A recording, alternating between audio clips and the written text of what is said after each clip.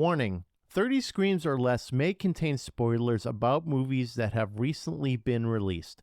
If you haven't seen the movie, go watch it, come back, and enjoy the show. Or, if you don't want to waste your time watching the movie and rather have two random horror dudes watch it for you, we got you covered as well.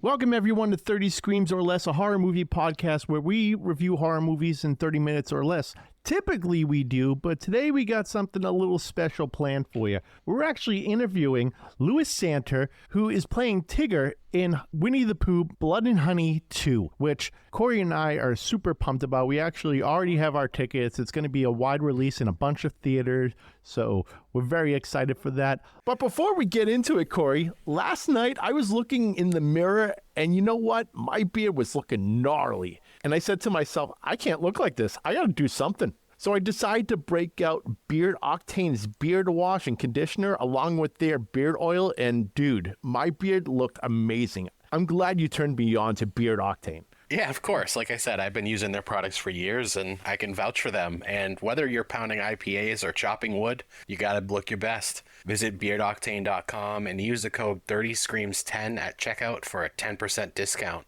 It helps us. And like I said, the products are absolutely incredible. They're local too. They're based out of Connecticut. So help them out and support small businesses. We're not just slinging beard grooming supplies. We've been using them for a while. Yeah, we have. With that said, 30 Screams or Less starts now. Lewis, thank you so much for taking the time to speak with us today. I know you're a 5-hour difference ahead of us, and it's pretty late on your end. Yeah, pretty. No, thank you for having me. Thank you. Appreciate it. Yeah, no problem. So we got some questions for you. So I would like to have Corey start off with it, though, because we always go, like, I do my whole little spiel, and I'm like, Corey, tell me how this movie is. But instead, Corey, why don't you ask the first question? Sure. Lewis, can you tell us about yourself, like how you got started acting and growing up and such? Yeah, about myself. So I've always sort of wanted to be an actor, and I sort of decided that this is like a career I want to pursue at like 11 years old, and then just sort of did acting, like little acting classes since then, and did it at school and at college and stuff, and then got into drama school when I was 19 years old, and I was at drama school for 4 years, and then I actually studied acting and stage combat, so I sort of did acting, but also looked into like the stunty side of things, and like combat for films and stage and stuff like that, and then literally graduated from drama school last July. And then out of the gate, I got a job at Shakespeare's Globe. I don't know if you've heard of it. Like I was doing Romeo and Juliet there, doing a little Shakespeare play. And then from that point on, I think about a month after I graduated from drama school, I then got offered the role of Tigger in this film. So it's been a bit of a wild journey, sort of just going from one thing to the other straight away. Yeah, that's very cool. Yeah. Yeah. That's a huge role to get right off the bat. Yeah, I know, it's crazy. Anyone I tell, they're like, that's crazy. Honestly, it just kind of, I was at the Globe, and for a Shakespeare actor, I've done a lot of Shakespeare. That was a big deal for me, being at the Globe. And then whilst I was there, I was texting the director of this film, and I was like, this is going perfectly so far. I'm just out of the gate, and literally my dream role's just been offered to me. So yeah, it's been great. Yeah, that's amazing. Just right off the bat, you're like, you know what? Go big or go home. Yeah, exactly. Yeah, just went in the deep end, and it worked. It's kind of cool too that your first role ended up being for a film that's getting a wide release. Oh God, yeah, I know, it's crazy. Obviously, I'm not used to it all at all. So obviously, even now, some images got released today. Like a new one of Tigger got released. I don't know if you've seen it. Now my phone's blowing up right now just from like people saying, "Oh, it looks badass." Like there's a new I think there's a new one of Winnie-the-Pooh and Tigger and Christopher Robin. So it's just stuff like that. It's just crazy. I'm still getting used to it. It's still very surreal to me, this sort of side of the industry. Yeah, I watched the trailer again today, and I'm like, oh, this is going to be really badass looking. Yeah, it's such a good trailer. I love the trailer. Yeah, so I was kind of doing a little bit of a deep dive on you, and yeah, this is basically your first movie role, right? Yeah. So you primarily started your career like doing Shakespeare, things like that. Yeah. Or like, Midsummer's Night's Dream. Yeah, that's the one I did. They're the two I've done. Funny enough. Exactly. Yeah. Obviously, stark differences from Tigger in Winnie-the-Pooh and Blood and Honey. Did you primarily want to do theater and then transition to film, or did you feel this is an opportunity to essentially stretch your acting chops and just try film? Yeah, no, it's funny actually because Shakespeare's something I love and I've done a lot of it at drama school, but it's so weird because if you ask anyone that I've been friends with since like 2017, I've always said since the the 2017 version of It came out, I literally remember watching that, the Bill Skarsgård one, and I remember saying like I would love, like it would be a dream of mine to play like an iconic sort of horror character, like a killer. I've always said that since like that film came out, because I remember like just seeing the prosthetics and just what he did with the character and the effect he had on me when I was watching it in cinemas, and I was like, I'd love to do that. So ever since then I've been quite obsessed actually with horror films and like the use of prosthetics and stuff like that. So it really, and I've always, if you ask anyone, I love horror films and I love watch God knows how many horror films, and it's always something I want to get interested in. So when I got offered this role, when I first got it sent to me by my agent and I just read the character breakdown before the audition, I was like, oh my God, this is my dream role, because like Pennywise was inspiration, and Freddy Krueger and Art the Clown and all these amazing characters that I look up to. And then it's Tigger as well, which is like my favorite childhood character. So I was like, this is like manifested into like my dream role, and I honestly felt like that. So yeah. That's amazing, Lewis. You know, when you manifest things, oftentimes they just come true because you believe in it so much. I'm a firm believer you get what you put out there. So if you're putting like a good vibe out there, like I want this type of role, you're going to get it. It's going to come to you at some point. It's just, you have to believe. Obviously, I'm not trying to be like one of those motivational speakers or anything, but I kind of feel the same way. Yeah, it's true. I think if you speak someone out like enough, and like all my friends at drama school, I'd always say to them like we'd watch like horror movies together in the cinemas. Like we recently watched like Scream 6 in cinemas and Evil Dead Rise, and this is before I knew about this role, and I was like, oh my God, that would be a dream of mine. I always say it to everyone, like, and I would like do the lines of Pennywise in front of people as a joke and stuff like that, and then all of a sudden you get this sent out of the blue by your agent, and you're like, if someone could make a dream role and send it to me, this is it. And I had this feeling like, oh my God, I feel like that's going to be my role. And then I auditioned for it, and then obviously about a couple weeks after that I got the role. It was crazy. That's amazing. Actually, that was going to be kind of my next follow-up question based on that, was like, what was the process like for auditioning? So I didn't know if maybe they had you in mind, or if there was like kind of just a ton of people wanting to audition for Tigger. But regardless, very impressive that you got this role. Yeah, no, thank you. Yeah, no, it was actually quite an interesting process, because I was literally at the Globe at the time, and my agent sent me this role and said I might, send you forward for this, and like, if you're interested. And I was like, obviously I read it and I was like, oh my God, like it said heavy prosthetics and inspirations Freddy Krueger and Pennywise. So I was like, oh my God, yeah, send me forward. And then literally that night, I remember, I think I was at the pub or something like that, and I was obsessed. Like I wasn't talking to anyone, and I was following every single person involved in the first film. So I followed the director, the producer, all of the cast, everyone involved in the first film, just to get on their radar. And then I remember this, I don't know if Reese remembers, but that night Reese followed me back, and I was like, okay, that's a good sign. The director's just followed me back in the same night. Anyway, and I didn't think too much into it. And then I was at the Globe, I think it was the day before our last show, and I got a text from Reese on Instagram randomly going, hi Lewis, like we're getting tapes in, like self-tapes for Tigger. Saw you got put forward by your agent and we're interested in seeing you do one. And I was like, oh my God. And then he literally was texting me like inspirations and what to do in the self-tape that night. So he kind of reached out to me after being sent forward by my agent, but like personally on Instagram. So already that meant a lot to me. And then, and then he said, can I get a self-tape in over the weekend? So I did the most crazy audition ever. I had to like go into this room and kill someone and do all sorts of things to him, like eat him or whatever it was. And then he went, great. And then he went, I saw you do combat. Can we see some combat clips? So I was like, okay. So I sent in some fighting clips that I've done, and just to see how my body moves. And then that was it for about 2 or 3 weeks. And in that 2 or 3 weeks, I was just refreshing my emails and my messages all the time. And then eventually he got in touch I think he texted me and said, yeah, we want to offer you the role. Yeah, see, I would say if the director is reaching out to you directly on social media, usually a pretty good sign, unless you like completely blow it, which, I mean, I didn't think you would by any means. But if you go in and they already have this expectation like, oh, we've seen what you've done, we like it, we just want to see like it in person. So I think the director probably had this like idea like, we want this kid, but we just need to make sure. Yeah. Like you have to go through the formalities. Yeah, you got to go through the whole process. Like you said, just in case you don't blow it, in case you do a self-tape and you're like, oh my God, we were so wrong. Like this is not the guy. But right. I think it's just like making sure that this is the person for Tigger. Right. Like if you walk in there and you go, listen, I don't audition, you're supposed to just hire me on the spot. Like that won't work. No, I don't think anyone would appreciate that. No.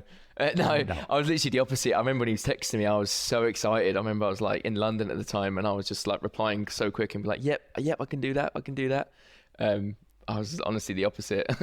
That's very cool. Corey, why don't you ask a question? You got another one, don't you? Yeah, so actually, we are both huge Winnie-the-Pooh fans, like going back to, the cartoons and even the book. And, it's common knowledge that Disney has owned these characters since the beginning of time. And then all these characters, except Tigger, became public domain last year, and that's why we got Winnie-the-Pooh, Blood and Honey 1. How does it feel to be the first person to play Tigger since that character became public domain earlier this year? Yeah, it's a dream. It's an absolute dream. I was chatting to someone on the crew at one point, and you don't really think about it too much. I was sort of there, and he went, "You are the first live action Tigger ever." I was like, "Oh my god, I am!" I know there's cartoon and there's an animation sort of version, but he was like, "You're the first live action person to play Tigger," and I was like, "Okay, actually, if you look at it, I know it's a sadistic version, but if you look at it that way, it's actually a really cool thing." And obviously, he was I remember when the first one came out, and obviously when I got cast in this movie, I was watching a lot of the interviews involved in for the first one, and people asking where's Tigger and stuff like that. So people were obviously interested in seeing this character in a horror version of him. So it feels cool to be that person to finally give that to the audience. Yeah, we wanted to see Eeyore too, but he got eaten in the first one. Yeah, he's been eaten. Yeah.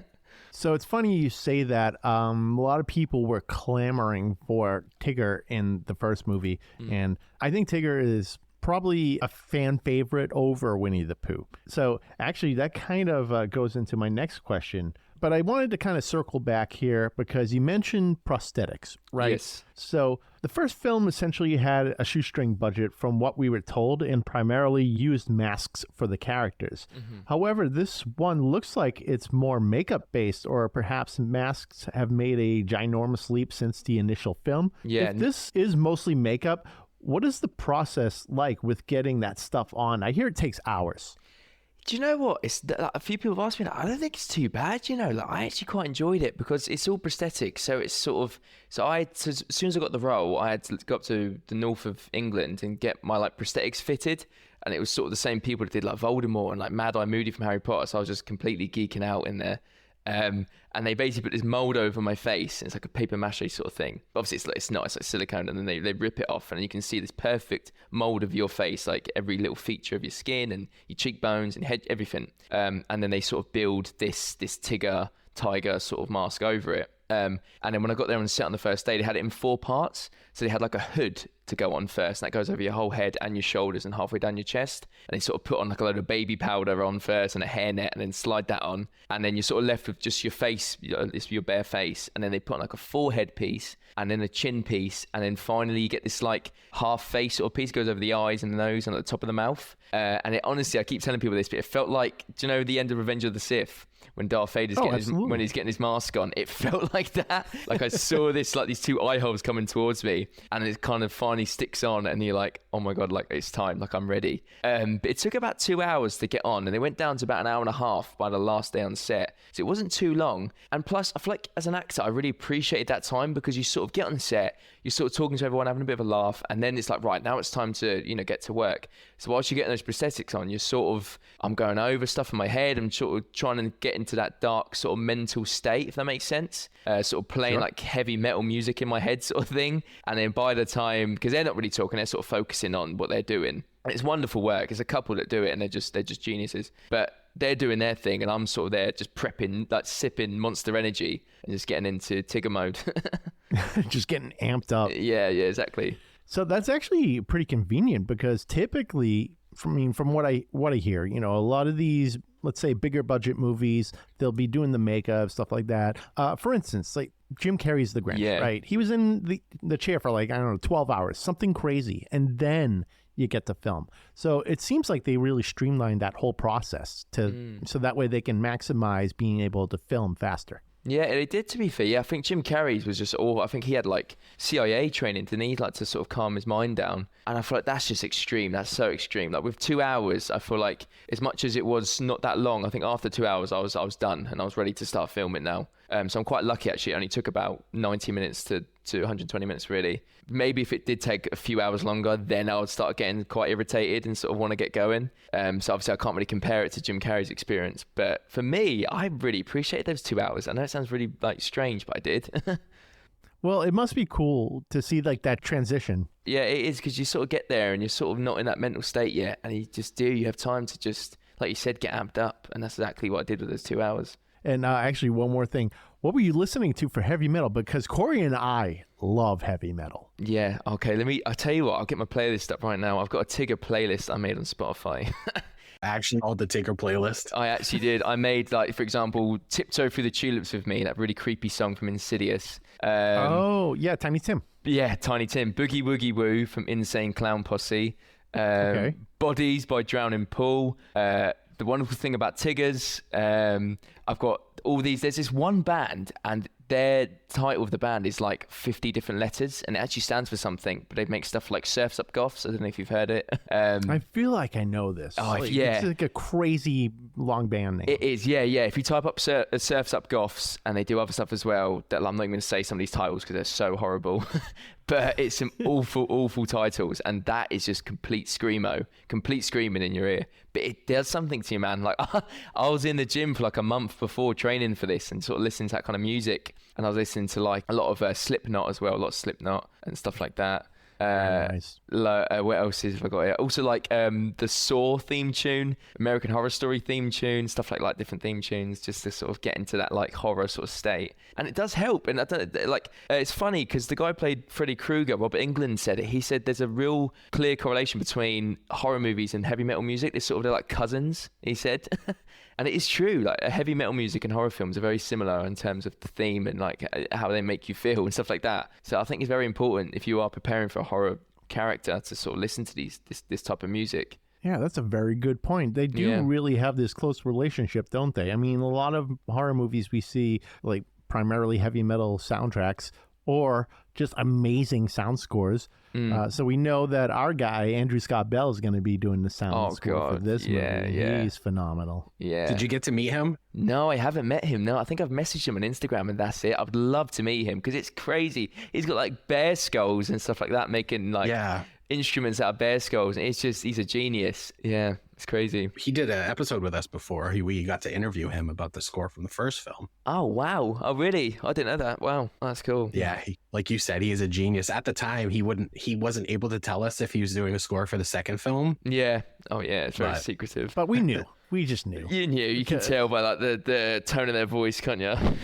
Yeah, and exactly. And he was also talking about, we got this like bear skull thing, and I'm gonna do stuff with that. I'm like, come on, man, you're gonna be doing Winnie-the-Pooh, Blood and Honey too. Who are you fooling? Yeah, we know. Yeah.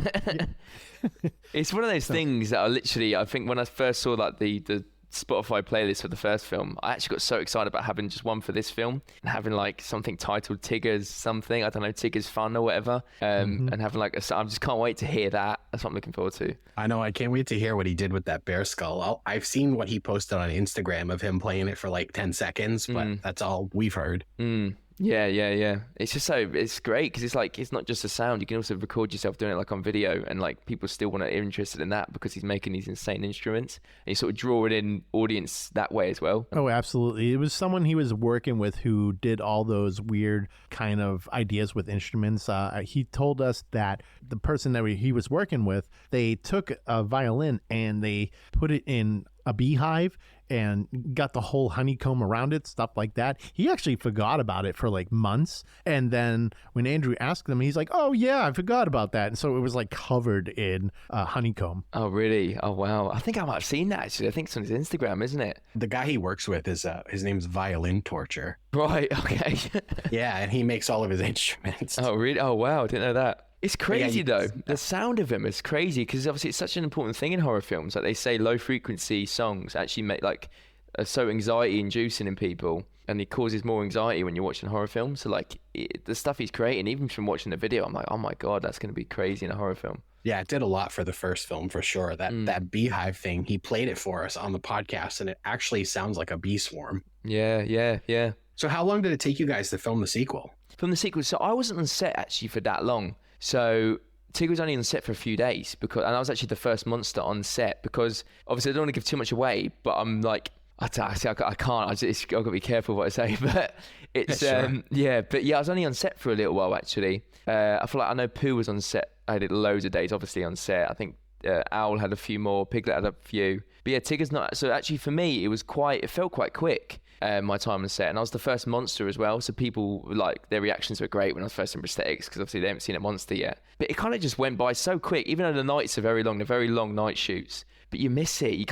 I took some of it in, but a lot of it you feel like you took for granted. It's only like, oh, I'm done now. Like I want to go back and do it all again. So yeah, it just kind of went by so quick. So to me, it didn't feel like long at all. Yeah, you know what I did notice too, like you mentioned a lot of night stuff, and it makes sense because a lot of horror movie stuff is done at night or in the dark, things like that. When we saw the first Winnie-the-Pooh Blood and Honey, there was primarily two locations, right? There was the woods, and then you had the area like of the house and the part where there's all those trailers, right? Mm-hmm. But from what we're seeing, it looks like this is a much bigger budget than the initial one, and there's tons of different locations. That's what it at least looks like for me. Like there's a hospital, and we've seen, the woods, obviously, things like that. It seems like this is a much bigger effort than the first one. Oh god, yeah, definitely. There's loads of locations. There's stuff I don't even know about. There's stuff I'm even learning about because obviously on set you sort of read the script, so you know the sort of scenes, but you don't know the locations because obviously I'm not getting sent in the call sheets. I just get sent what I'm doing. So I sort of did all my stuff, and then you'd see like stuff on social media or stuff that like the producer sent me or whatever, and you're like, oh wow, that looks amazing. So even to this day, I'm still seeing stuff and thinking, oh, that's like a really cool scene. That's a really cool location. Even I don't know.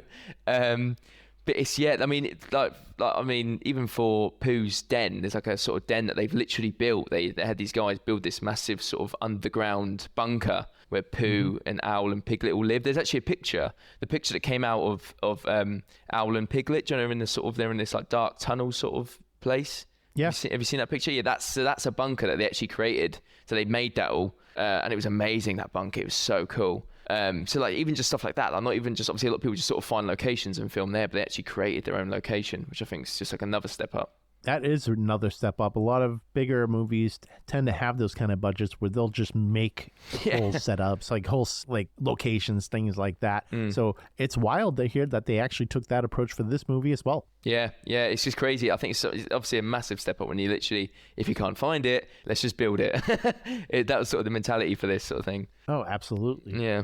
Looks like Corey and I had a few more questions. Corey, you want to take the next question? We saw the first film, of course, and now the second film, looking at IMDb, it looks like they may have recast the person who played Christopher Robin and the person who played Pooh. Do you have any insight as to why they may have done that, not just stuck with the original cast? There is a big reason why they've done that, but I don't think I can say that it's all very much explained in the film. It's a very clear reason once you see the film. Okay. But there isn't. They haven't just sort of done it and sort of glossed over it and sort of, do you know what I mean? Hope people don't notice. I think they've done it intentionally, and there is a big reason in the film. Yeah. So it's basically like story related. Yeah, story related. Yeah, completely. Yeah. Okay. I just looked up those pictures you were talking about earlier, the new Tigger photos. That looks insane. It's like a bloody jumpsuit. Yeah. Oh my God, I was covered in blood. Literally, when I first got the costume, he had a little bit of blood on his chest.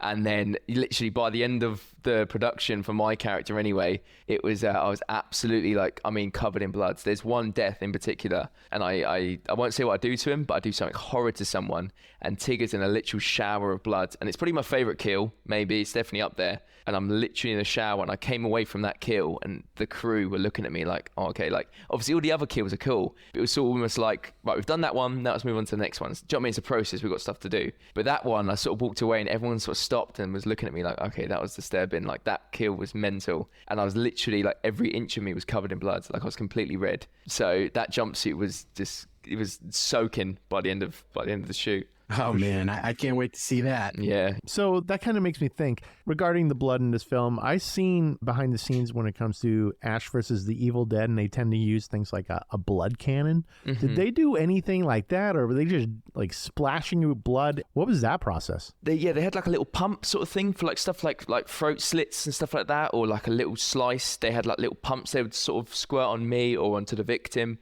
But for that, literally, I think it was actually a bucket. I'm trying to remember because obviously I was sort of in character doing my thing. I'm pretty sure they had one of the crew members, it might have been the makeup team, literally throwing like a bucket, and I mean like a bucket of blood over me.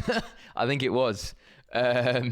From memory, yeah, and because I think they were literally like, yeah, this one you're getting completely covered. I remember I'm looking up as well, so I'm doing something above me, so I'm looking up at the blood and up at the victim. So I remember my eyes and my mouth was just all like covered in blood, and it was just I was just drinking it whilst doing this kill, and I couldn't see anything because obviously all this fake blood in my eyes. So yeah, it was crazy. What's the fake blood made out of?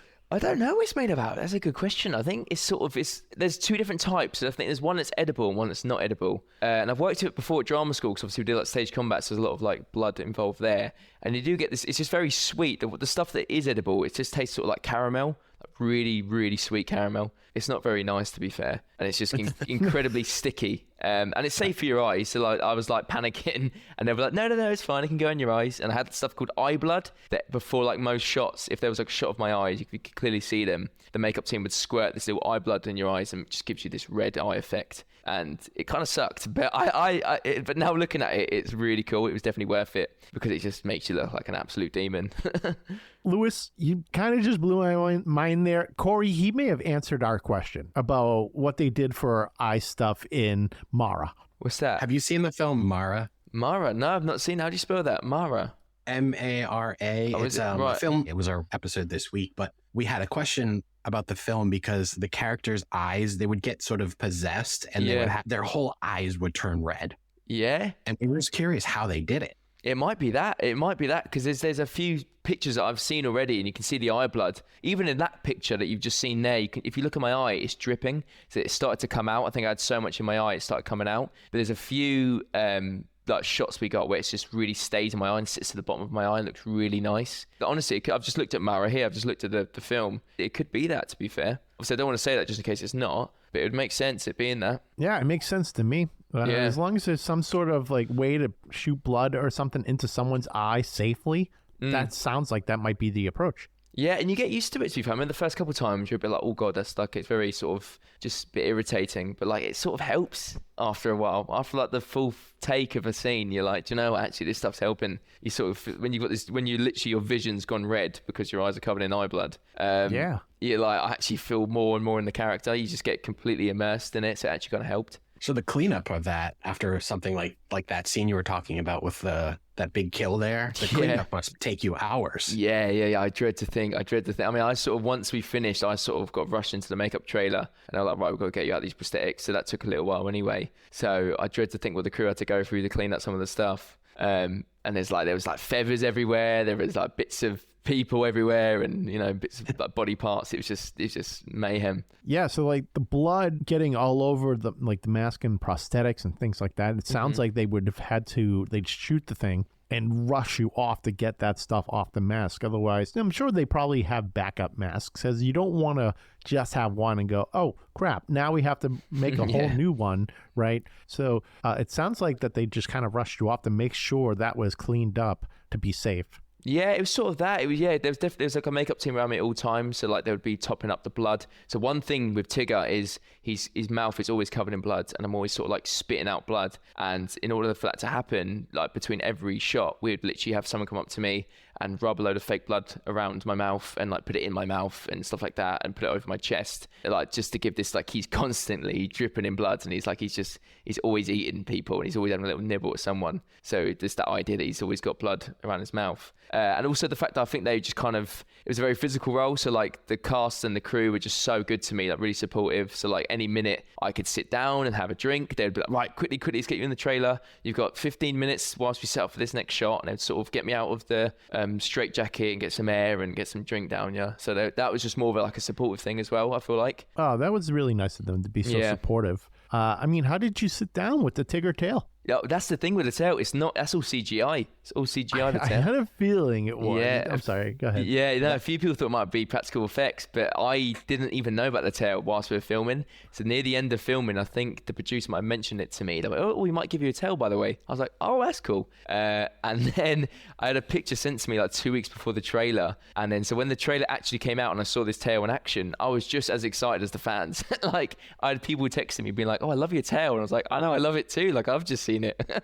So yeah, it looks very good in the trailer. I'm sure like it's a bigger budget, but you know, sometimes that stuff can get really expensive. There's a lot that's involved, a lot of green screening. everything like that. So it looks fantastic. It looks like time really went into making sure that looked as good with the whole getup. Mm-hmm. Yeah, that was actually. I was going to actually ask you about the tail now that we're on the subject. Obviously, the book with Tigger did not have a springy tail, and he did in the cartoons. Do you know if it's a springy tail in the movie? It's not really. Or can you tell us? It's not really a springy tail in the movie. I think I can say, because I feel like in the trailer you can see me sort of jumping off something. So that's sort of, the movements are very sort of cat-like still, like a big cat, sort of how it would leap. But it's it doesn't really use the tail, and I don't know whether that's something that maybe Reese and Scott sort of discussed. But I feel like maybe it has more of a comedic effect if he was bouncing on his tail. And I feel like that's something they don't really want to go down with this movie. I feel like I've sort of more, I do jump and leap. Like I'm always on like walls and I'm on ceilings and I jump off stuff.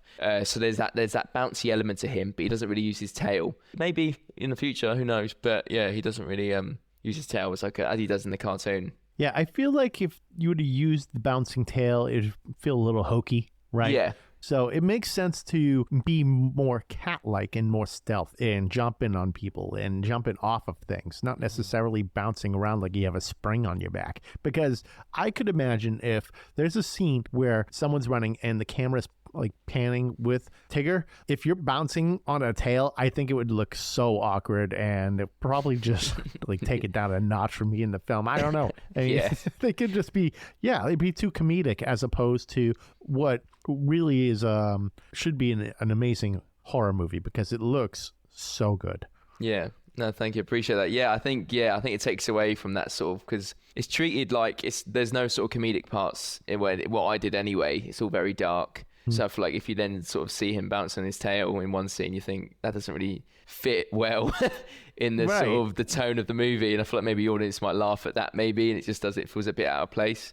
I mean, some comedy in horror is fine. Mm-hmm. It gives people a little bit of breathing space in between like the next kill and things like that. So it just kind of sets the tone of things. Like, for instance, let's say Freddy versus Jason, right? Yeah. Where Freddy comes in and he's like a worm thing and starts smoking weed with one of the characters. And naturally, that character gets friggin' hacked in half later on. But sometimes they do that comedy stuff in horror, and it's fine. Yeah. But it's like, once it's hokey horror, then it's like, I don't know. No. That kind of deal. I prefer dark and ominous over, silliness. But if it's like the movie's literally going out its way to be absolutely silly and over top, then by all means, that's fantastic. Yeah. It's like when you're throwing comedy in there for the sake of comedy. That's when it's like, this is not really called for. No, yeah, exactly. And I feel like some of the dark films, when they really delve into the darkness, it really works. Like, for example, I just thought of Evil Dead Rise. I feel like that's a horror film that I don't think had any comedic parts. And it works so well because it's one of those things you kind of want it to end, but you don't want it to end at the same time because it's just one after the other of just awful like kills and scenes and stuff like that. Yeah, so there's not a lot of comedy in that one. Not at all. That movie is gnarly. I loved it. Yeah. It's definitely a different take on the Evil Dead franchise because, Evil Dead 1, Evil Dead 2, Army of Darkness, they do have a great blend of horror with comedy. And that was, I think, their whole approach from the beginning was to have that mix of elements. And it works for them. It works for the whole franchise. Yeah. So they basically took Evil Dead Rise and kind of flipped the whole franchise on its head and then gave it that more dark aspect to it. Yeah. And I love it. I actually had a chance to meet the main actress, the one that's, oh my God, what is her name? Elisa Sutherland. Thank you. Yes, I had a chance to meet her. She's really nice. Also, very tall. Really? I'm meeting her soon because she's at the same convention I'm at. So I'm going to one in Freiburg in Germany on May the 4th. May the 4th be with you. I'm on that day, and May the 5th as well. Was it Revenge of the 5th, is it? And yeah, Revenge of the 5th. That's right. And she's going to be there. So I'm like, and so obviously she's like on my side of the table. Do you know what I mean? That she's meeting fans as well of her film. So, but I feel like I'm just going to be like fangirling over her. Do you know what I mean? I feel like I want to go over to her table and she might be like, "Aren't you a guest here?" And I'm like, "Yeah, but like, can I get an autograph?" I love the film. Yeah. So you're starting to do conventions then? Yeah. Oh, that's really cool. Yeah, so exciting. Who knows? Maybe if you come to the U.S. and you do one of the conventions here, I don't know, maybe Spooky Empire or something like that, we'll get a chance to see you. Oh God, yeah, I'd love that. Yeah, any convention that gets thrown at me, I'll take it. It's one of those things. I feel like I know some actors don't like it as much, but I think it's so important as an actor to sort of, if people like your work, you know, you get recognition for your work, and people appreciate what you're putting out there, like whatever sort of character it is. So it's nice to meet fans and people that like what you're doing and sort of have a chat about it. Last year, we got to do a convention called Silver Scream Festival. I think they're having their 4th year this year, but they had us as guests last year. And we got to meet a ton of people, and it was such a great festival. Are you familiar with that one? No, I've not heard of that one. What's it called? Silver Scream? Yeah, Silver so Scream it's run Con. by Spencer from this band called Ice Nine Kills. Oh, yes. Yeah, no, I know. Yeah, I've heard of him. Yeah.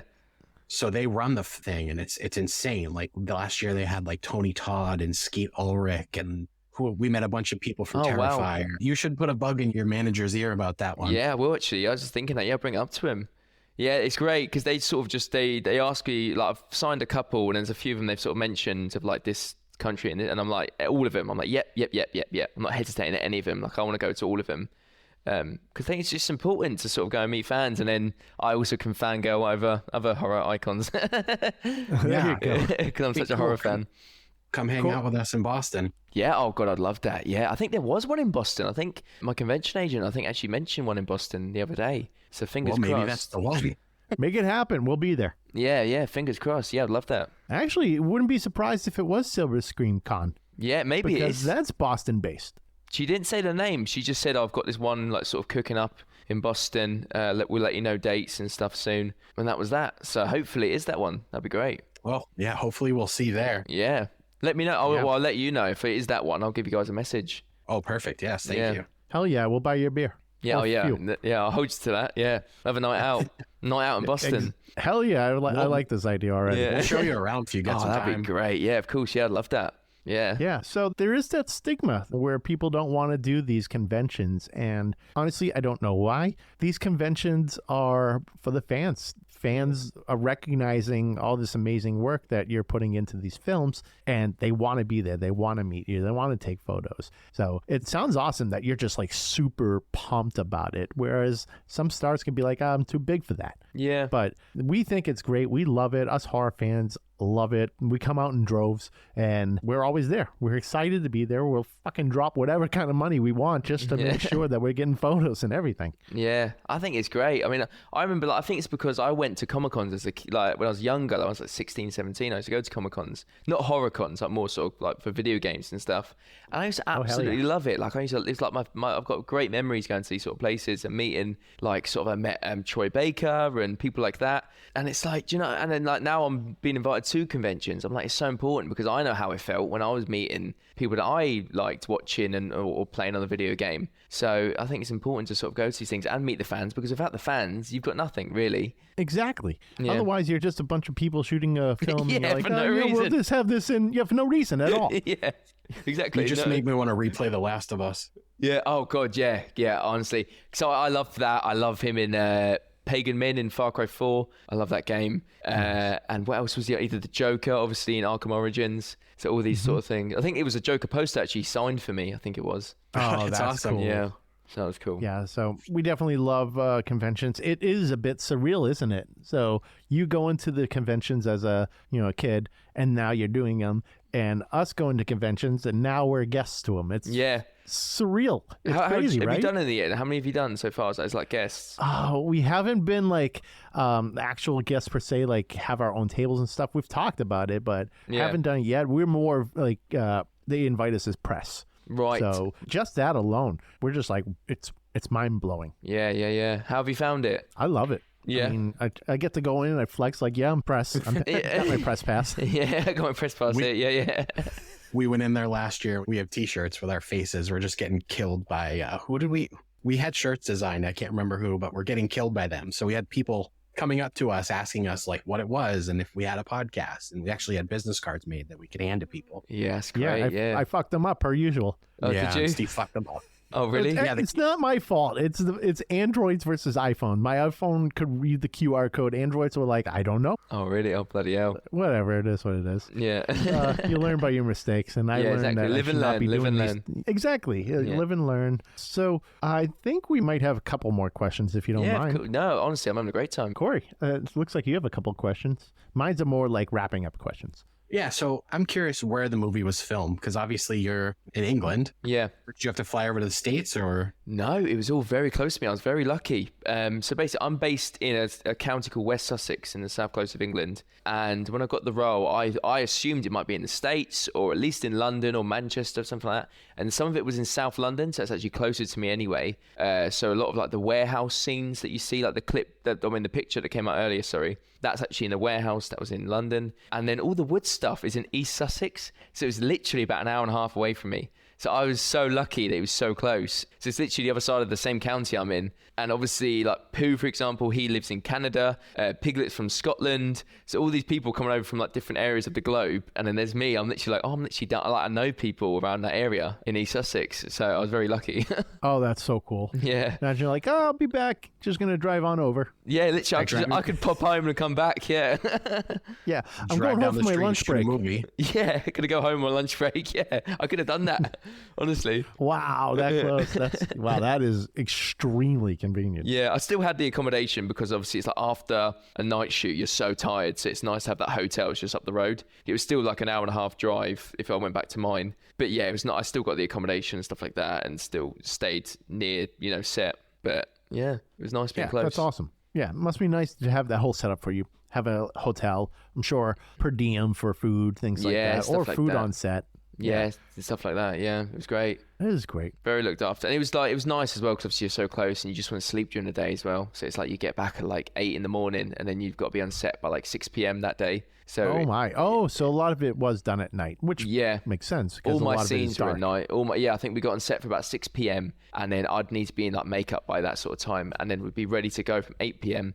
and then we'd film until, there'd be like breaks, there's like lunch breaks and stuff, but until about, 7 a.m. I think it was. Would you be eating in the Tigger costume? Yeah, it was very difficult. That's the thing. Like having a normal conversation was so hard. So obviously the only thing that came out was the teeth. So I had those really sharp teeth. And if I ate with them, I would have like cut my lip up because you have to be really careful with these teeth. They're quite sharp. So I'd take the teeth out and then we had like just different sort of meals on set. And then you're sort of struggling to get it through the prosthetics because it's like another layer on top of your lips, if that makes sense. And then you're getting it all over like your Tigger mouth. Do you know what I mean? So Tigger's got like rice on his mouth and stuff like that. And then another thing as well is the hearing was so bad. So everyone keeps saying like, how was the vision and stuff. I'm like, the vision was absolutely perfect and like talking was fine, but it was the hearing because obviously his ears are on top of his head, so my ears are completely covered and there wasn't any holes or anything, so it was really echoey. So like I remember like I was chatting to the producer at one point on lunch and I had to say to him one point, I'm like, I'm so sorry, like I'm really looking at your lips, but I'm really have to focus on what you're saying. And like there'd be like times on set when like they'd be like, Lewis, can we get you in your mark, please? And then I just wouldn't respond. And they'd be like, Lewis, and I'm like, Lewis, and I'm like, oh, I'm sorry. And I'm like, literally, I can't hear anything. I just hear myself. So I was getting so annoyed at like my own voice.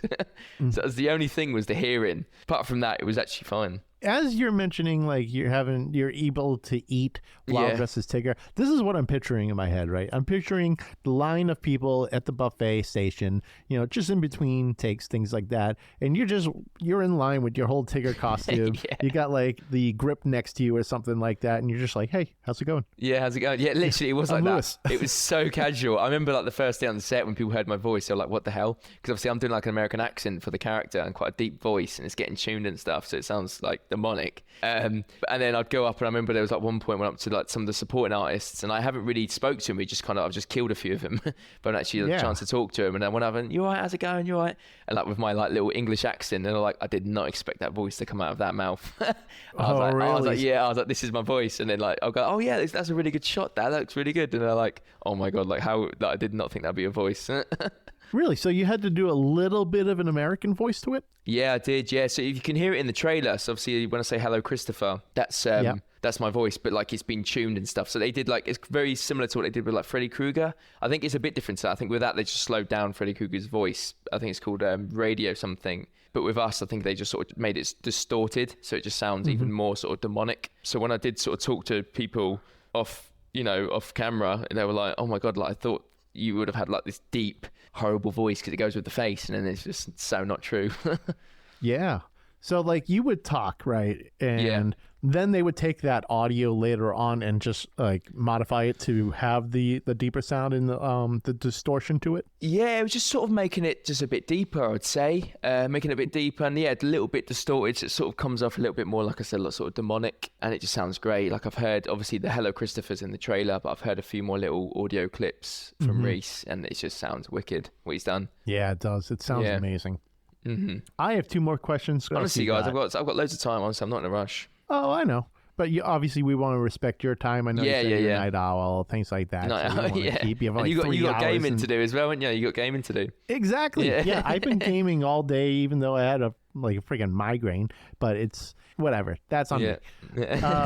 So yeah, I basically have 2 more questions for you, and these are kind of like wrap it up here. Yeah. So we haven't seen the film yet, but of course we already got our tickets and plan to review it. So now that the film is completed and ready for release, is there anything else in the pipeline you can talk about or you want to promote as well? I know we're fully expecting some horror conventions appearances like that, like we were talking about, but anything else you got coming in the pipeline? So it's quite interesting actually. So obviously, like I said, I was at the Globe before I did this film, and then literally we wrapped on this film, and I think about a month later I was back at the Globe again doing Shakespeare again. So it was so cool just to go from doing Shakespeare to this film going back to Shakespeare, because it's like complete 2 ends of the spectrum. Do you know what I mean? Like you got this sort of this play in period clothing to then playing a killer tiger man. And then after that I did like another feature film, and I sort of played like this chav in Essex. I think that's coming out this year. I've done like a commercial, which is fun. I'm sort of doing like a tick list because I'm still new to the industry, I feel like. So I'm sort of still finding your feet. So I've sort of tried out like stage performances. I've tried out commercials. I've done some combat stuff. So we've got like a little short film coming out, which is all complete like military based. So I'm sort of trying out loads of things at the moment. Got a few like exciting things coming up. And then obviously with Tigger, I can obviously confirm as well. I can't say too much about the films and stuff, but obviously I can confirm that he is coming back as well. He will be in future movies. Which is cool. Very exciting. So he will be back. And also, I can't say what it is, but just so you guys know, and obviously people listening to this can stay tuned, that on the 22nd of March, there will be a massive announcement as well for another film that Scott and Reese will be making, Jagged Edge Productions will be making. So yeah, 22nd of March is going to be, it's on their Instagram, and they mentioned it the other day, but yeah, 22nd of March, it'll be a massive announcement. And I think it will honestly blow people's minds, this film. Obviously, this episode's going to drop before the movie comes out, and the 22nd, so you got it from us first, I hope. Yeah. Or maybe you got it on social media. And I think they did a little thing on Instagram, but I've not really sort of mentioned it to people yet. So obviously, it'd be great for you guys, whack it in the description and sort of get the hype going, because it is crazy what they'll be announcing on 22nd of March. Like it'll blow their minds, honestly. Oh, absolutely. Yeah. I'm going to set a reminder right now. Yeah. So is there going to be another trailer for the movie, or are we just the one that's out? Because I know typically movies will release several trailers before it comes out. Yeah. I was thinking that actually the other day. I'm not too sure, to be honest. Like, even with this trailer, I didn't really know too much about it, because obviously we were getting told like some dates it was coming out, and then it actually didn't come out on those dates. And then I kind of knew the trailer was coming out like a few days before, sort of along with the fans. And then they've done like obviously a sort of smaller version of the trailer and stuff like that. But I heard someone say the other day about character trailers would be cool, and obviously that would be amazing. But I'm not too sure how much they sort of want to show before the actual film comes out. I'm not too sure. But yeah, obviously most films do actually have like 2 or 3 trailers. But I don't know, actually. It's a good question. I actually don't know the answer to that. Perhaps. That'd be cool if there was, but yeah, we'll see. It would, but like I totally understand too if they don't, because if there's several trailers to movies, personally, I feel like they give away a lot of the movie in the trailers these days. Yeah. Some people don't watch trailers anymore. Don't they? I've got a few friends that don't watch trailers. Like I will. I'm a big trailer person. Like I would love watching it a lot before the film. But like some people strictly say no trailers. I want it all to be a surprise, which I get completely as well. I do that with several movies. Like if it's something I'm really looking forward to, I will stay away from it. Yeah. Winnie-the-Pooh was one of those movies, but I just couldn't stay away from watching this particular one, because both Steve and I were such huge fans of the first film. It's a childhood thing for us, Yeah, of course. Yeah. And yeah, honestly, and I think that trailer's so good. I remember when I first watched it, I just had goosebumps the whole time. And the way they've edited it, and like the start being quite calm into just complete chaos at the end of it, the editing's so good. And I feel like that's enough anyway to sort of give the audience enough of like footage to look forward to, if that makes sense. Yeah. Yeah. We can't wait. We're seeing it opening night. We were shocked when they announced it, Yeah. the date, and it's showing like 20 minutes from us. Oh, And wow. We're in New Hampshire, and typically we don't get films like this. Yeah. None of the theaters around here are, brave enough to show something like this. Yeah. But this particular film is showing at the same theater that I saw The Terrifier 2. They brought it back to theaters at the end of last year. Right. And they showed it in theaters, and I went and saw it. New Hampshire typically doesn't get stuff like this. Oh, really? Oh, wow. Yeah, so that's Lewis, cool. oh yeah, I'm sorry, I cut you off there. No, that's right. No, I was just saying it's cool. That's cool that you guys, it's close to you. Absolutely. I was a little shocked myself. So immediately Corey's like, hey, you want to go? I'm like, yeah, of course. Yeah, opening Why night. not? I love it. So, yep, bought our tickets. We're seeing it at 7 p.m. on whatever day it opens. Oh, wow. Let me know what you think. Give me a message. Obviously, I know you do a review anyway, but like, give me a message once you've seen it. I'd love to hear what you guys think. Yeah, absolutely. We're going to see it, and the plan is to do a review and drop it the following week. Oh, wow. Okay, cool. Well, we have a spoiler warning at the beginning of every episode, so we'll talk a little bit in depth about it, but try not to ruin it for everyone. No, So yeah. We'll just be like, this is cool. All right. Yeah. Podcast episode over. That's it. Yeah, and then this happens, and this happens. Yeah, it's one of those ones when you get people just tell every little detail of it. Yeah. So we try to be good about that. So actually going back to what you were just saying, like, going into movies blind, I'm like kind of mixed about it. Sometimes I'll just watch a trailer, whatever. But then other times I'm like, you know what? Screw it. Let's go into this movie and I won't see the trailer. I did that for the movie The Menu. I went in blind. Right. I was like, Yeah. let's go check it out. And then I went in. I was like, this is amazing. Have you ever seen that I think movie? I've seen that. Is that one with Ralph Fiennes? Yes. Yes. Oh my God. Yeah. What a film. I was the exact same. I think it was my ex-girlfriend. I think I remember this. I was at drama school at the time and she said, let's watch this film called The Menu. And I just thought it would be like a cooking film. And I thought, I'm not interested in that. And then she went, no, it's meant to be really good. Like, it's a really good cast and it's like a psychological sort of thing. And I was like, oh, go on in. I'll whack it on. So I sort of put it on. And oh my God, what a film. I was hooked after 10 minutes. I was like, what is going on? I was so hooked. It was such a mind fuck type of movie. Where Yeah. just things were happening and left field, like twists. Yeah, it was crazy. I need to watch that again. Oh my God, you've just bloody got a memory back there. I forgot about that film. It's a brilliant movie. It's amazing. Yeah, I need to watch it again. It's just so weird, but wonderfully weird. Yeah, actually, same thing with me. I went with one of my ex-girlfriends, and she was like, "Oh, let's just go in and see it." I'm like, "Okay," and then I walked out. I'm like, "That was amazing! Yeah. Wow, I want to see that again." Yeah, and obviously it's nice because it kind of came out of like nowhere. I feel like the ones that you do see trailers for are the ones like this film's getting a lot of promotion before the film comes out, so sort of it's in your face, isn't it? A lot of these trailers, so you sort of end up going, "I'll go on in, I'll watch it." But that one didn't get a lot of promotion. I don't think. Like I never even heard about it. And normally I'm quite good with my film knowledge. Like I'm normally looking at what's coming out and stuff. And I never like heard about that film until it was already out, which is crazy. I don't think they knew how to market it. No. I think because it's such it's a smart movie. It could be deemed as horror. It could be deemed as comedy, drama, like everything. It's kind of covers a lot of like genres. So I don't think they knew what the hell to even do with it. They probably knew they had a good movie, but they were just like, I What have we guess done? we'll just put it out there and see what people say. Yeah. What have we created here? Like what have we done here, guys? Sort of that kind of thing. Yeah, exactly. It didn't do good in theaters, but then blew up as soon as it went to HBO Max. Like social media was nuts about it, and I'm Yeah. like, "Welcome to the party, pal." Yeah. I think that's what I watched it on. I think I watched it on once it was out. I mean, looking at it now, it's got 88% on Rotten Tomatoes and 7.2 out of 10 on IMDb. So it did well once it obviously came out of cinemas. Yeah, critics loved it, fans loved it. Some fans are just like they didn't get it. And I'm like, well, okay, maybe you just don't understand like the depth of some films.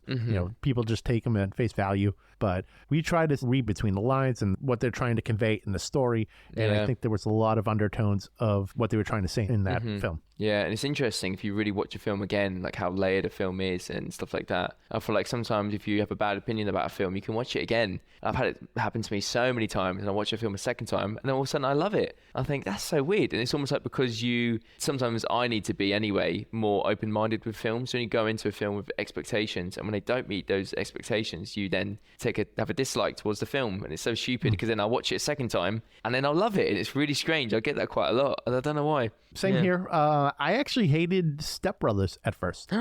Oh my god, I have a tattoo for that film. Oh, really? What is it? A Nighthawk. Oh, that's cool.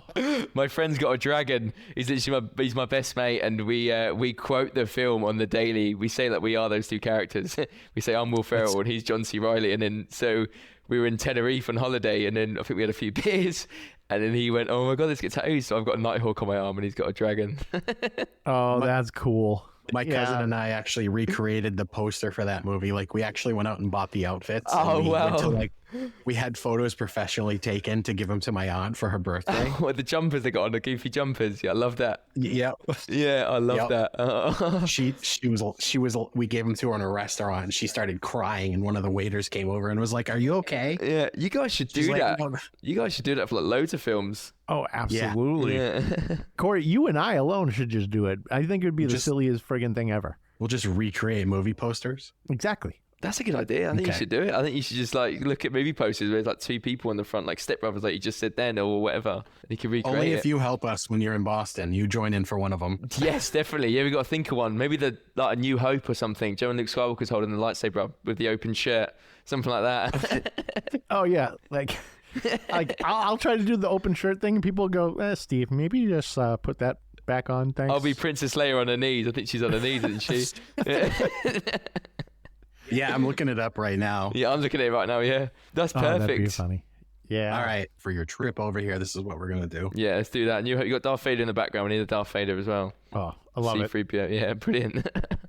So, last question. Oh, cool. Yeah. Naturally, because this is a horror movie podcast, do you have a favorite horror movie? A favorite horror film? Oh god, it's so hard. It's so difficult. Oh my god, I'm gonna have to say I think It 2017. I know that's very quite generic, and a lot of people like that film. Because I do have a love for like smaller budget horror films as well, like Terrifying and stuff like that. But there was something it did to me, that film, of like almost what started this character. Of like, I remember watching it and just I sort of knew of Bill Skarsgård, but what he did with that character was just amazing. And I remember watching it in cinemas, and I think I watched it about 2 or 3 times in the end in cinemas, and everything, the bodily movements and the facial expressions and the voice and the prosthetics, everything. I was like, wow, like that is completely immersed in a character. Do you know what I mean? And that's the kind of, like, he's completely gone. There's nothing there of him left. Did you see the audition video he did for that character? Yes, I've seen that. It's amazing, isn't it? It's crazy to me that he was able to put himself in that character. Yeah. Like, just as a person, he wasn't wearing makeup or anything. No, and it's so similar to the scene. They literally didn't change from the audition to the scene in the actual film. If you watch them sort of back to back, it's so similar. So they obviously loved his audition that much. They were like, right, that's going in the film. Do you know what I mean? Mm-hmm. And They're like, we want you to portray it like that, please. Thank you. yeah. You've just given us an idea about our own film. Yeah. I love the following that it created too. Like, I remember walking around town here where I live and just seeing red balloons coming out from sewers. Yeah, that's what they were doing for marketing. Oh, And really? I was like, I'm good. Yeah. I'm like, I don't want to go anywhere near that balloon because I know what that indicates. Yeah. You might get your arm bitten off. Yeah. Yeah. I mean, there was a whole killer clown thing in England. Was it in America as well? The whole killer clown thing, wasn't there, a few years ago? God. Do you remember that? Yeah. I remember that. That didn't go over too well, did it? No, God, people started beating up clowns and stuff. It was crazy. But it happened near here, like right on the south coast of England. We had we had people on Snapchat and stuff like that videoing these clowns in public and sort of at night. I was like, what is going on? Yeah. Yeah. Not good. No, not good. I feel like if I was in that situation too, I'd probably, beat the clown up if like I felt threatened. Yeah. Or run like a bitch. Yeah, I'd probably run. I just wouldn't chance it. But I think, yeah, but like going back to It, I just remember watching it and thinking, no, that would be like a dream role. Something like that where completely, when you only look like, I imagine he did the same thing. When you look in the mirror and you're like, okay, I'm completely gone. Like, I'm not here anymore. That kind of thing. And that's why, obviously, I'm very grateful for this role, because it is the same sort of, scenario with like being completely immersed. For sure. He did such an amazing job with that movie. I honestly might argue that he was better than the initial incarnation of Pennywise. Yeah. Tim Curry was a very different Pennywise, though. He was like, I think, more comedic. Yeah. As opposed to Bill Skarsgård, who was just very menacing and lost in that character, just completely gone. Bill Skarsgård did not exist in that movie. It was only Pennywise. Yeah. It kind of reminded me of Heath Ledger as the Joker. Yes. Oh my God. Yes. Another character I absolutely love. Like, that's probably my favorite film character ever. Like, not horror, like ever, is Heath Ledger's Joker. Just because, like you said, then fully just gone. Like, he's not there anymore.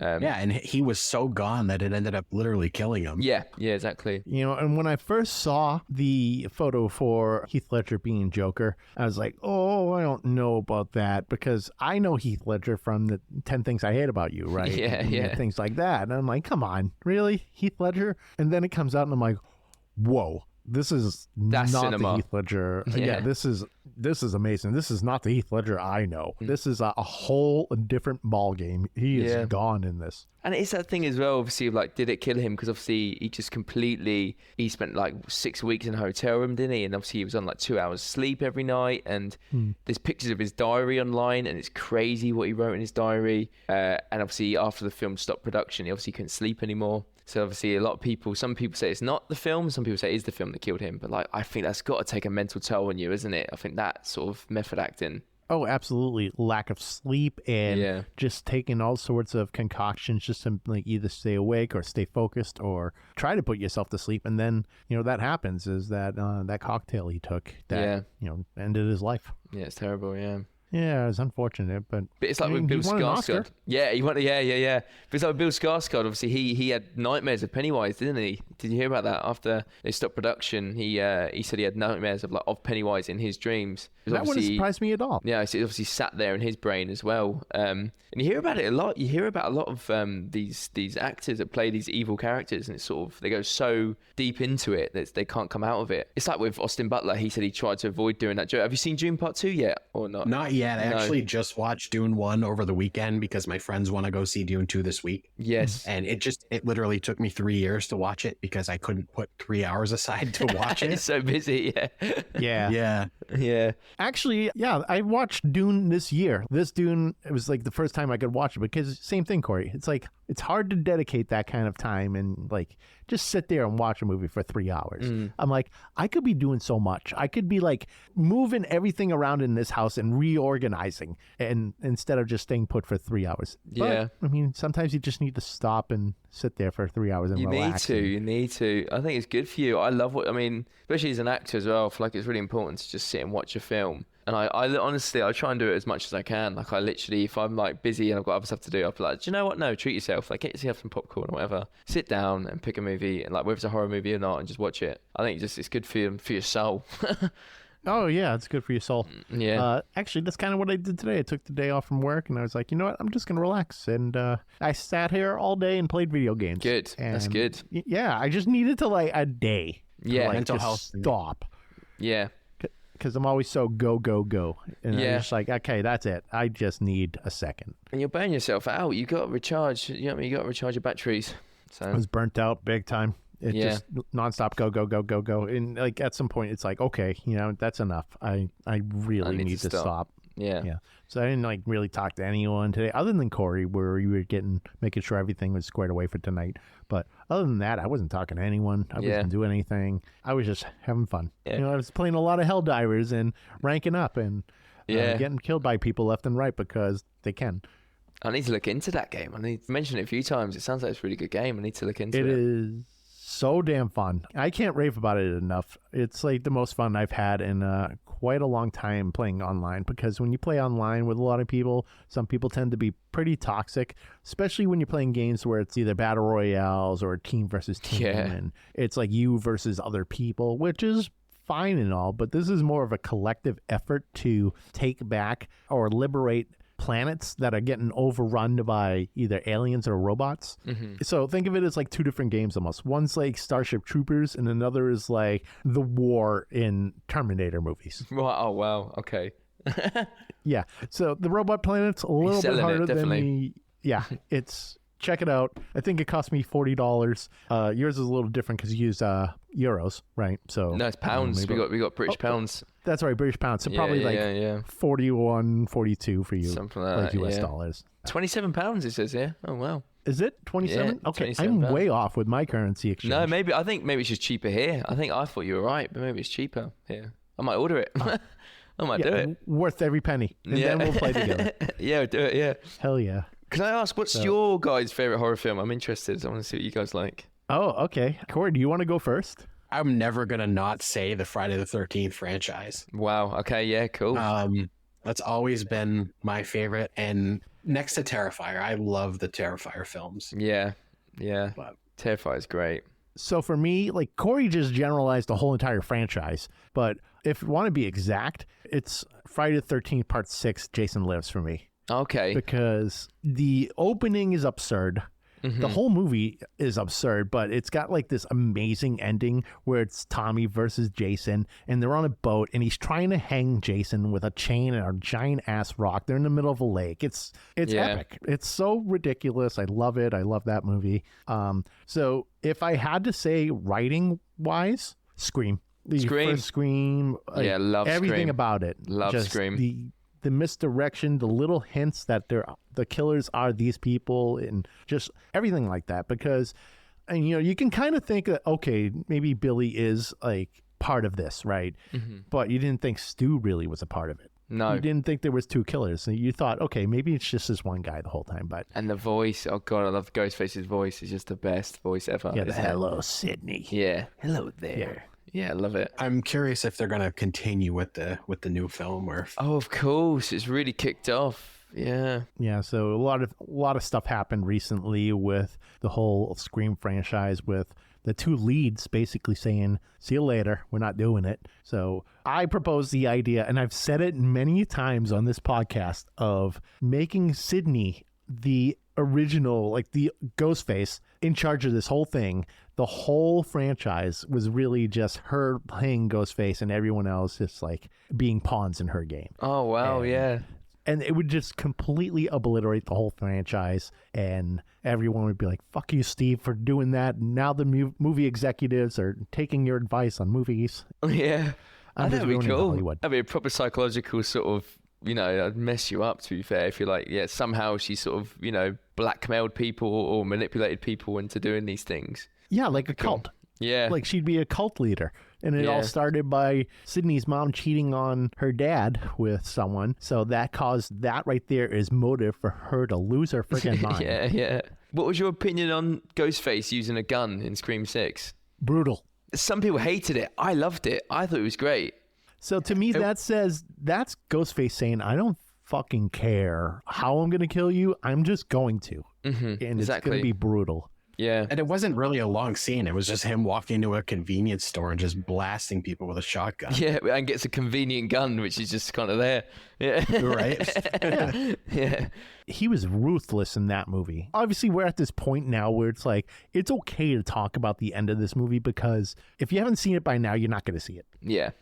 Yes. So, the fact that there were basically 3 Ghostface, that's kind of unheard of. Usually it's like 1, 2, but 3, I was like, damn, all right. I loved it.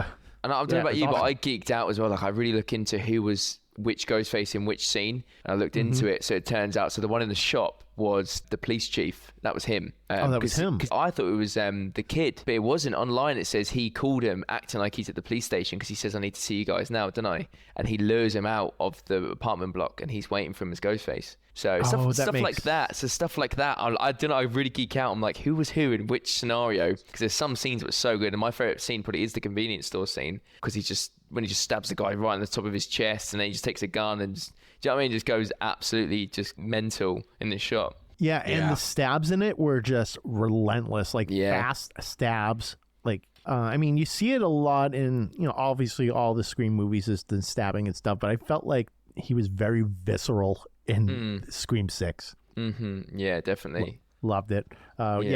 Corey and I raved about it. We reviewed it. I think we gave it a 5 out of 5. I think we did like 2 episodes for that one, because there was just so much we loved about it. That's right. We had a split episode. It's the first time ever, because we just talked about it like crazy. And I was like, you know what? We can't have 2-hour episodes. Like, if we're just like, all right, let's split this thing up. But a great movie. I think, and the opening scene as well, the who gives a fuck about movies, that one, I love that. It's so good. It's such a good opening. Yeah. So good.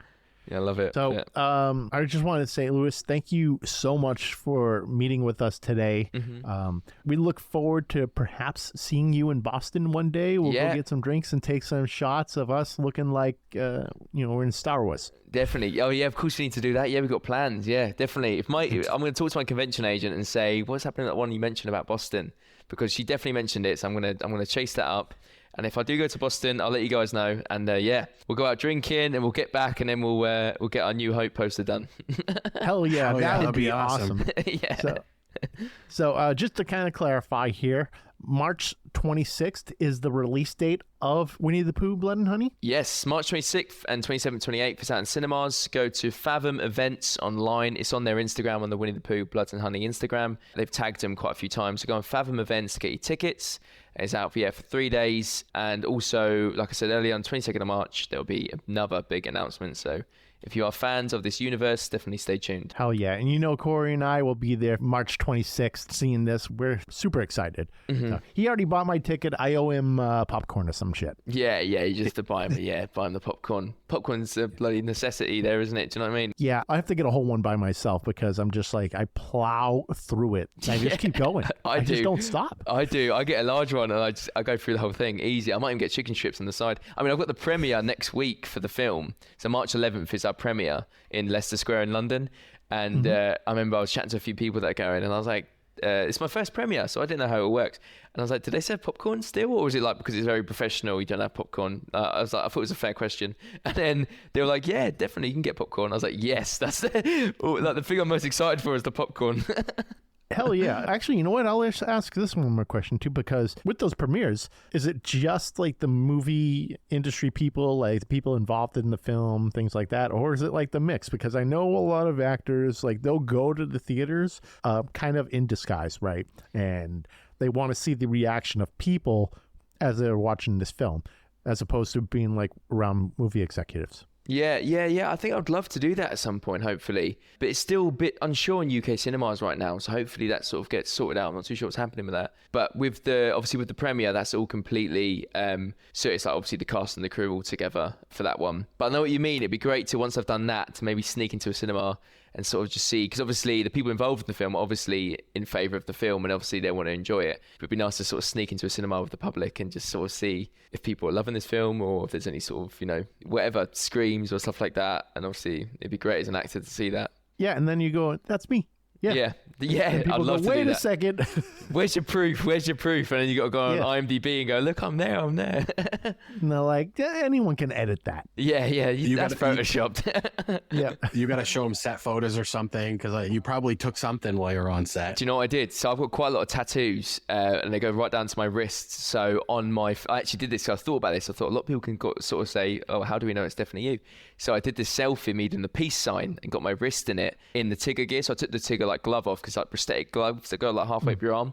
So I took those off and then I did this peace sign to make sure I get one of my tattoos in it. So now there's a picture of me on my phone of me doing this. Hopefully I can release it one day of me doing this selfie and you can see one of my tattoos in the photo. So there's the evidence of that is definitely me. Good call. That's Maybe awesome. After the 26th of March is when you can probably drop that photo. Yeah, it's a great photo. Yeah. Did they let you keep anything from the set as memento or? No, they didn't actually. So it's quite interesting. So I think the guy who was one of the location managers, I think he took the mask and he put it on the mannequin head. And I don't know where it's gone. I had to sign it. I'm not too sure if it's getting sold or I think it's getting auctioned or something. But there's a plan to do something with all the masks, I think. But it was so beaten up, my mask, because it's in 4 parts, but it was just covered in fake blood and stuff like that, and bits were pretty flying off. It was so beaten up, so I think I think I would have just wrecked it even more. So they put it on the mannequin head, and I think they're going to do something with it. But it would be great to maybe in the future, hopefully take something home just to have. But I've got a ton of sort of Tigger merchandise. I'm literally drinking right now a cup of tea out of a Tigger mug. That's cool. I've just got obsessed. I've bought I've got someone actually bought me a Tigger stuffed toy, and I've got Tigger posters, and I bought some Tiger t-shirts. It's sort of got to my head a little bit. Oh, that's awesome. Hey, brag about it, Yeah, that's what I would do. I'd say, I was Tigger in Winnie-the-Pooh, Blood and Honey too. Oh yeah. Kind of reminds me of when we were kids, one of the big things when you got your first job was to when you cash your first check, you would keep your dollar. You would frame your first dollar. Yeah. Like in your case, if you got to keep something from the movie to remember like your first acting gig. Yeah, I'd love to do that. Yeah, there's stuff I've kept from drama school, from like little things there, but nothing like actually like professional job yet. So hopefully in the future, I would love to take something home, just to, like you said, frame it or put it on like a, you know, on a mantelpiece or whatever, and sort of just have it there, just for like a memory sake. Oh yeah, absolutely. You know, you can probably take one of your 8x10s or something like that, and I don't know, sign it for yourself and throw it up on the wall. Yeah, there's definitely I don't know if you've seen the character posters, but I fell in love with my character poster, the one that says like the cat is out the bag, and I saw it. Yeah, I love that poster so much. I'm planning to get that printed soon and framed. I'm gonna put that on my wall. That's definitely going on the wall. That one. That's a good idea. Yeah. Again, thank you so much for joining with us today. You've been very gracious with your time, especially, you know, how late it is at night over in your end. Yeah. Again, Thank everyone, you. yeah, no problem. Be sure to check out Winnie-the-Pooh, Blood and Honey 2 in theaters on March 26th, 27th, and 28th, you said? Yeah, right? that was it. Yeah, those 3 Yes, dates. okay. Yep. On Yeah, Fathom those Events. 3 dates, Fathom Events. So be sure to get your tickets for this awesome movie. We're super excited. Definitely be sure to go out to your nearest theater if they have it. And I don't know, if they don't go there. Yeah, don't. You waste your time. Wait until it's out, obviously after cinema release, or just travel. Exactly. Just go for a little day trip wherever it's available. Go check it out, and then go get lunch or whatever. I don't know. It's worth The it. world is your oyster. Thanks again. Thank you so much. Honestly, I've Thanks loved it. again, Lewis. I've really enjoyed this. Thank you. Hopefully we see you in Boston. We really want to hang out and I'd love take you that. out. Yeah, honestly, I've only been to America 3 times, and every time I've gone to Cocoa Beach in Florida. So I've never actually been anywhere else apart from Florida. So it'd be great to just come to Boston and have a night out there. Hell yeah, I've been to Cocoa Beach. It's nice. Yeah, it's really nice there. Yeah, my mate's got the one who's got the dragon tattoo. Actually, funny enough, his family's got an apartment out there, so we've gone out there a few times. But yeah, but I'd love to go. Well, my mum used to live in America years ago, and she always loved Boston. So it's actually the place she's always said, if you can go somewhere in America, go to Boston. So it'd be great to come. But yeah, a lot of drinking areas. Yeah, There's perfect. tons of Perfect. bars here. Tons. Perfect. I can imagine the nightlife great. But yeah, I will hold you to that. I will hold you to that. If I get something booked in Boston or anything even near Boston, I'll be definitely messaging you guys and we'll sort something out. Yeah, I'm gonna follow you on my personal Instagram account right now. Actually, I know we follow each other on the 30 Screams page, but Yeah, give me I'm not sure Steve brilliant. will do the same thing. Yeah, give me you a know what? follow. I'll do that too. You've got it, haven't There you? we It's go. lewissanter.actor. There we go. Just followed you. Yeah, brilliant. Follow you back. Here we are. Corey, got you, mate. Follow back. Brilliant. Oh, if I spelled your name right, mistype. Yeah, Lewis, There you are. Santer, Senter. Oh no, I misspelled Lewis wrong. I spelled it like I put an A instead of a W. I think it was just a fat fingered. Oh, is that you there, Steve? That's me. Brilliant. Yep. Nice one. Cheers, guys. Yes. Cheers, Lewis. Thank you very much again. We hope you have a great night. You too. Thank you. Yeah. Go get some sleep. Yeah, well, I'm probably going to go straight to bed now, yeah. Thank you, Hell guys. yeah. See you later, man. See you later. Thanks, bye. All right, everyone, be sure to like, follow, and subscribe on Facebook, X, Instagram, TikTok, Threads, and YouTube. Leave us a 5-star review on all podcast platforms so we can get some more exposure. Of course, tell your friends. Both our intro and outro music are courtesy of Andrew Scott Bell. Be sure to check out Andrew on all major streaming platforms. And if you see Winnie-the-Pooh, Blood and Honey on vinyl in the wild, be sure to pick it up. We're also part of the Shining Wizards Network. Be sure to visit shiningwizardsnetwork.com. They're an awesome podcast network ranging from wrestling to heavy metal, horror, all that good stuff. So check that out. Visit 30screamsorless.com for all previous episodes and transcripts to go with those episodes. Also, check out beardoctane.com for their whole line of grooming supplies. And be sure to use the code 30screams10 at checkout for 10% off your order. And if there's anything you want us to review, send an email to 30screamsorless@gmail.com or hit us up on social media. Use hashtag 30screamsorless. And also, we have some awesome merch for sale on our website, so definitely check that out. If you go to our website, at the very top, there's a shop link. Click that link, and you'll see all sorts of shirts, hats, mugs, things like that. If you buy it, it helps going towards our hosting costs. I'm Steve, I'm Corey. and thanks for listening to 30 Screams or Less, and don't forget to drink your beans.